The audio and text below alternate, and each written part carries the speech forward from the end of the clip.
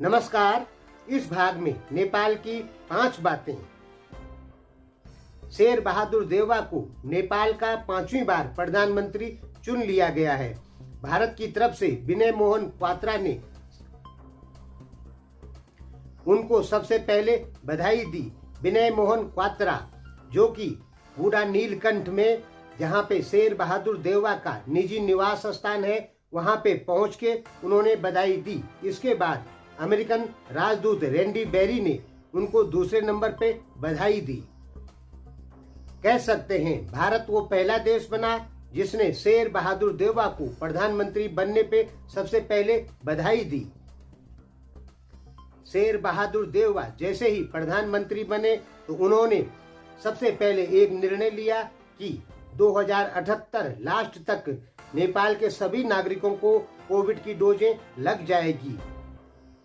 इसके बाद अर्थ मंत्री का पद संभालते हुए जनार्दन शर्मा ने कोविड-19 डोजों के लिए 5 अरब रुपए की स्वीकृति दे दी है।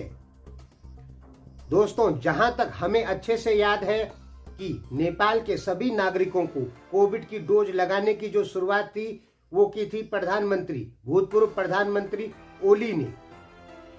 उनके द्वारा बनाई गई योजना पे काम कर रहे हैं शेर बहादुर देउवा।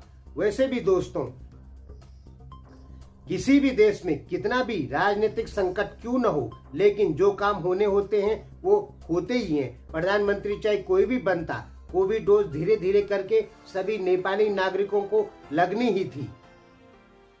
कितना भी राजनीतिक संकट क्यों न हो, लेकिन देश को चलाने वाली ताकतें हमेशा अपना काम करती रहती है। इसका एग्जाम्पल हम आपको ऐसे समझा रहे हैं। रोहतहट, चंद्रपुर, शायद उसे चंद्र निगाहपुर कहते हैं, वहां पर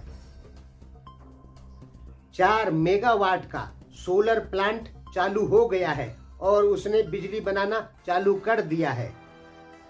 दोस्तों, ये हाइड्रो पावर नहीं है, ये सोलर प्लांट है और 4 मेगावाट का सोलर प्लांट काफी बड़ा माना जाता है। नेपाल में राजनीतिक संकट बरकरार है, लेकिन विकास जो कार्य है वो लगातार चल रहे हैं। पिछले 1 महीने में नेपाल ने 2 बड़ी परियोजनाओं की शुरुआत की है। मलेमची फ्रेश वाटर परियोजना शुरू हुई है और अपर तामाकोसी हाइड्रो पावर प्रोजेक्ट भी चालू हो गया है।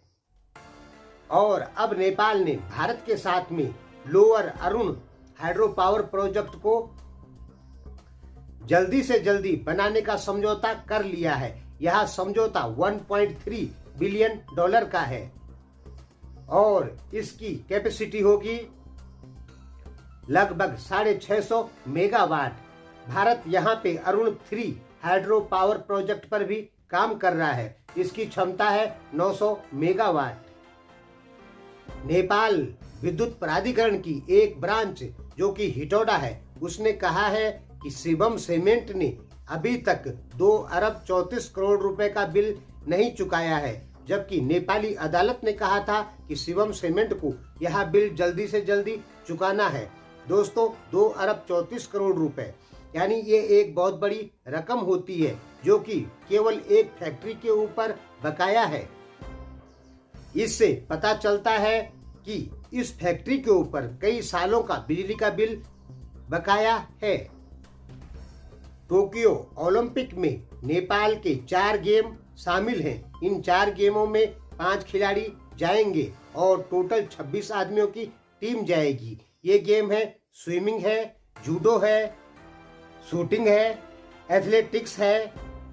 इस बार कोविड-19 की वजह से जापान ने ज्यादा भीड़ इकट्ठा करना ठीक नहीं समझा। ओलंपिक उद्घाटन समारोह में नेपाली झंडे की कमान संभालेंगी गौरी सिंह। धन्यवाद।